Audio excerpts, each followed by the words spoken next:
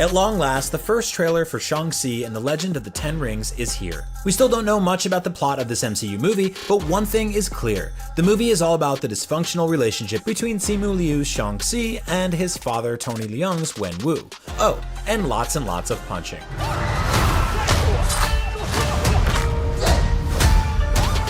Let's take a closer look at this new footage and what it reveals about Wenwu and the other colorful villains in the first MCU martial arts movie. Shang-Chi and the Legend of the Ten Rings pays off on a loose end from Iron Man 3 and the short film All Hail the King. It turns out the MCU has a real version of the Mandarin, and it's not struggling actor Trevor Slattery or AIM founder Aldrich Killian.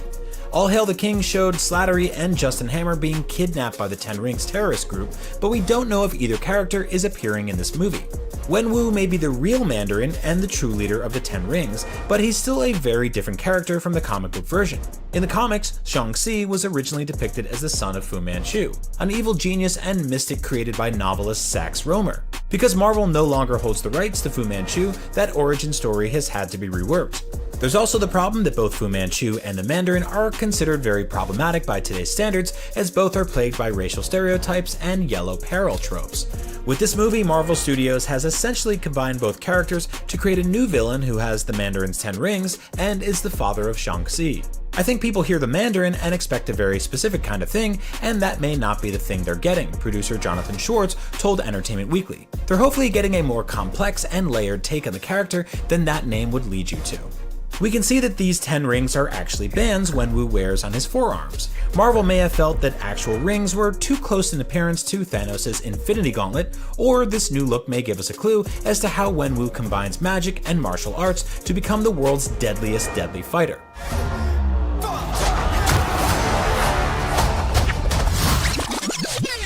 So what are these legendary rings anyway? Well, in the comics, the rings are seemingly magical artifacts, with each one granting the Mandarin a different power to control over lightning, fire, and sound. One of them even allows Mandarin to remake matter itself. The rings aren't actually magical though, they're actually sentient pieces of an alien spacecraft that the Mandarin found and repurposed for his own ends. We don't know whether that backstory will be changed for the MCU, but this could be a way of tying Shang-Chi to cosmic franchises like Guardians of the Galaxy or Captain Marvel.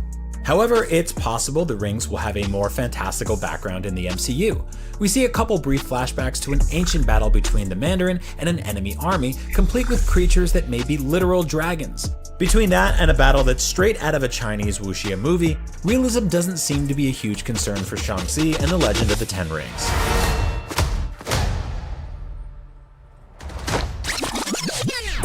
Wenwu is probably the main antagonist here, but he's definitely not the only villain. We see a quick glimpse of Florian Munteanu's Razor Fist. As if his name doesn't make it clear, Razor Fist is a deadly fighter whose hand has been replaced by a sword.